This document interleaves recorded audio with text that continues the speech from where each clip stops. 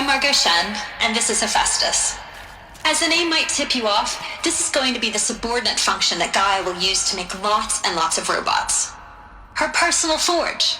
Except, it's not that simple. You probably noticed that only about a third of you are robotics engineers. The rest, experts in machine cognition, virtual heuristics, that stuff. Well, that's because we aren't going to be the ones designing and building robots. The last thing we want is to burden Gaia with a bunch of outmoded 21st century designs. Waste of time. Our purpose is to empower Gaia to build the robots, and not just build, imagine, from scratch. Any robot she needs for any conceivable purpose, designed and fabricated at a snap of a finger. Hers. Her finger. So, Hephaestus isn't really the forge. It's more like the knowledge of craft and ingenuity of a mastersmith to wield the hammer. Encoded as software. Virtual creativity made real. Gaia's already learning. In simulation, she's doing some very creative things with fractal assembly and animal morphologies. Her designs aren't about to win the Liam Prize anytime soon, but hey, everyone has to start somewhere. So, yes, time to get started. Let's do this. I don't get it. Which part? It's a little technical at places. If Gaia was designed to save life, why would the robots it makes attack people? Perhaps it loves some forms of life more than others. The derangement. The machines weren't always so angry. True. Mostly they were docile until 10, 15 years ago. For years, Hephaestus has been forcing cauldrons to make aggressive machines. I've seen it myself, in the cauldrons. Stalkers, Ravagers, the Thunderjaw. How could it do that? And why? Why indeed? Welcome to Apollo, the collective memory of the human species and the wellspring of knowledge for future generations. I am Samina Ebaji. Until recently, I was director of the International Collective Memory Institute in New Tehran. As a heritage professional, I devoted my career to the preservation of human knowledge, creative endeavor, and cultural achievement. Apollo is, therefore, the ultimate embodiment of a lifelong passion, albeit under the very worst circumstances imaginable. The challenges before us are immense. Specifically, we will have to design and implement 4 major initiatives simultaneously.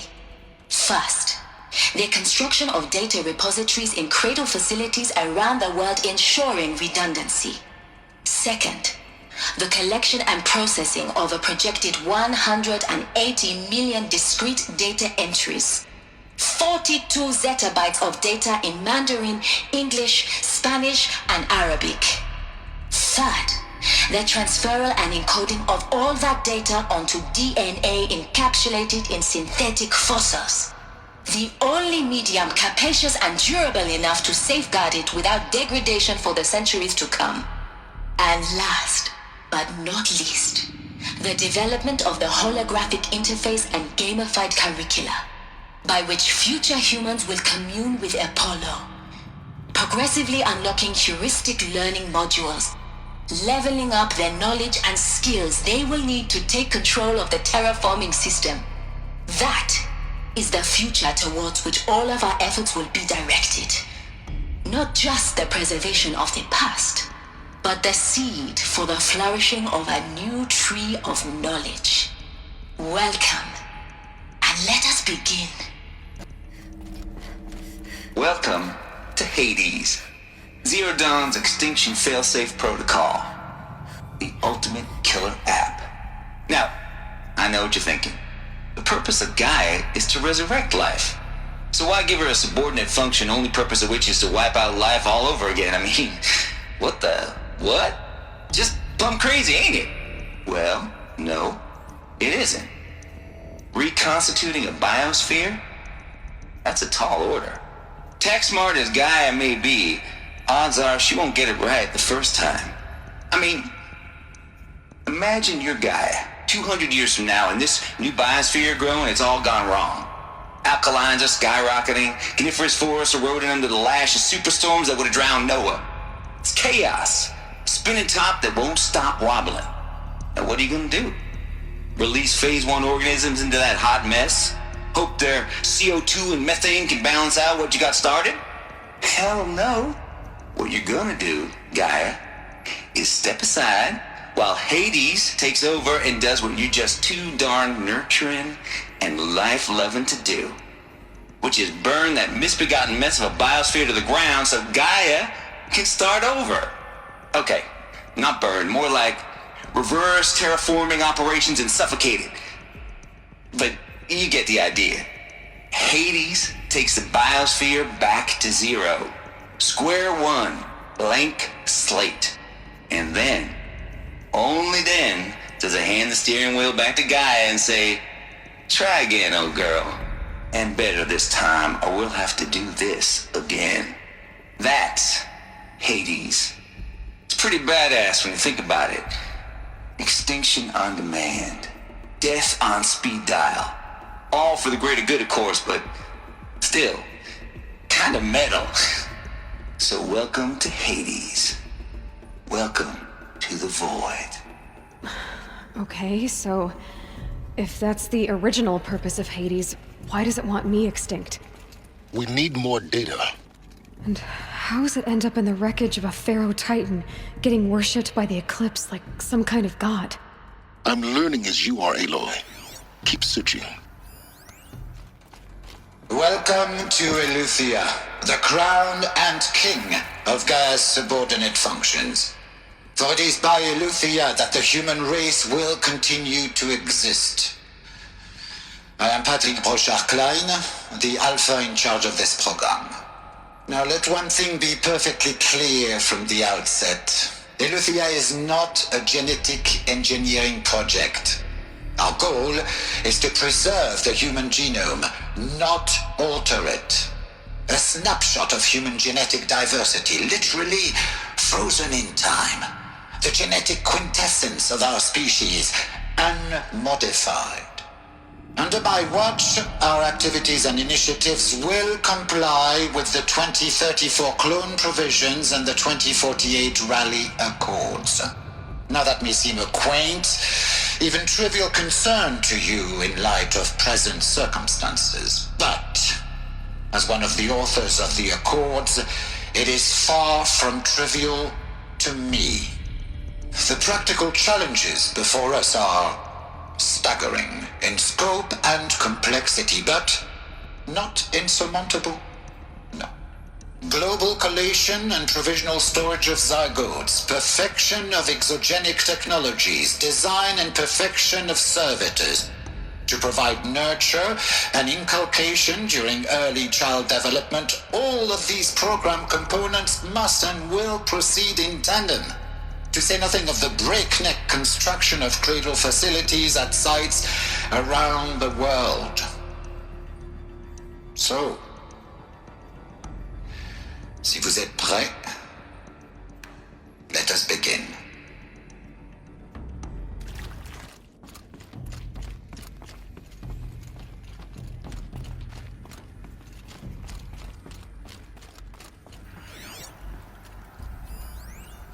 Pure logic won't cut it, Ted. To pull this off, Gaia's going to need to have some skin in the game. It has to care. What if it runs amok? Have we learned nothing from our mistakes? Your mistakes, I think you mean? All I'm saying is give it a kill switch. She was just born, Ted. I'm not gonna put a gun to her head while she's still in the cradle. You talk like it's a child. What if it becomes a monster? Elizabeth, may I speak outside protocol?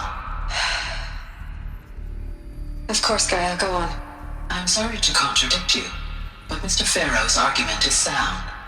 At this point, the development of my psyche is not entirely predictable. To ensure preservation of life, a hardwired override is, I believe, a necessary safeguard. There. Satisfied, Ted? Jeez, Liz, just do what it says.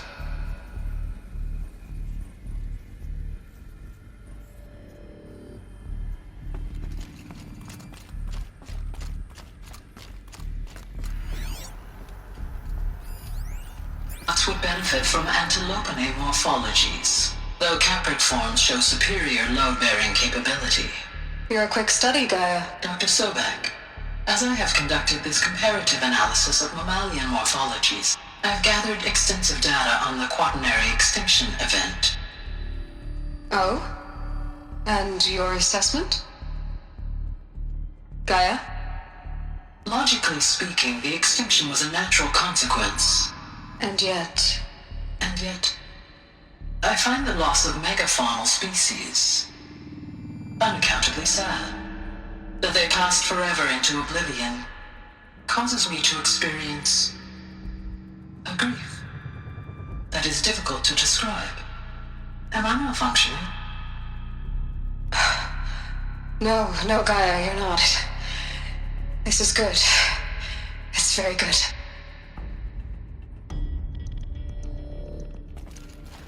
Looks like it used to hold something. Some component that got removed.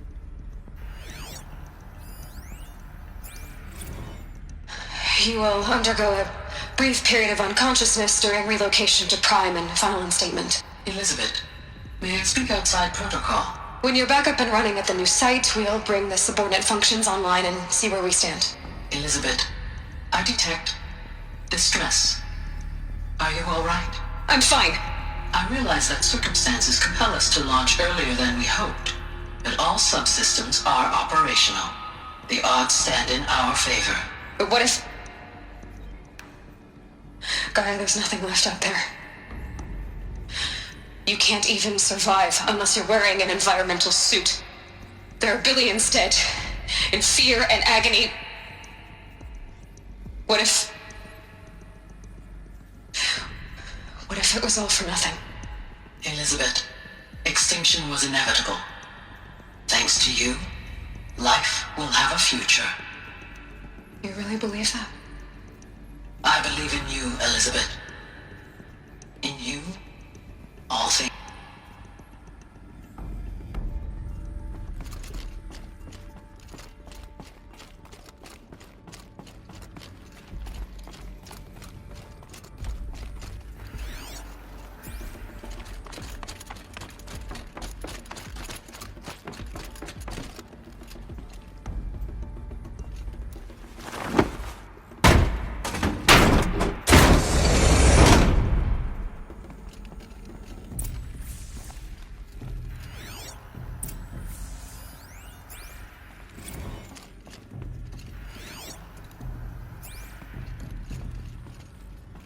The Alpha Registry master file. Intact? Yeah. No signs of corruption. Then what are you waiting for? Copy the file. With this, I can restore the registry at the hatch inside Allmother. Open it. Go inside. And grasp the secrets within. Where I was born. Maybe who gave birth to me. Who? Are you really so naive? There will be no who waiting for you there, Aloy. Whatever birthed you into the world was a what, not a who. You bastard. Oh no, I had a legitimate birth. It's you, Aloy, who are the creation of a machine. But what kind of machine and why? Why were you created?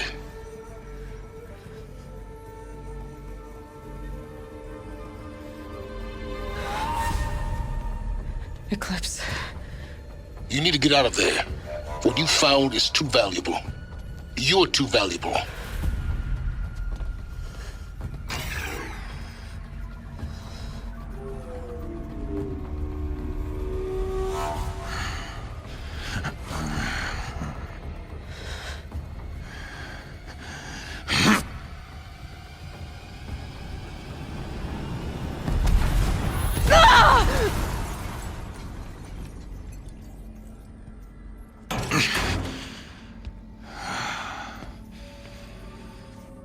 Still alive. Good. I have a more suitable death in mind for you, child.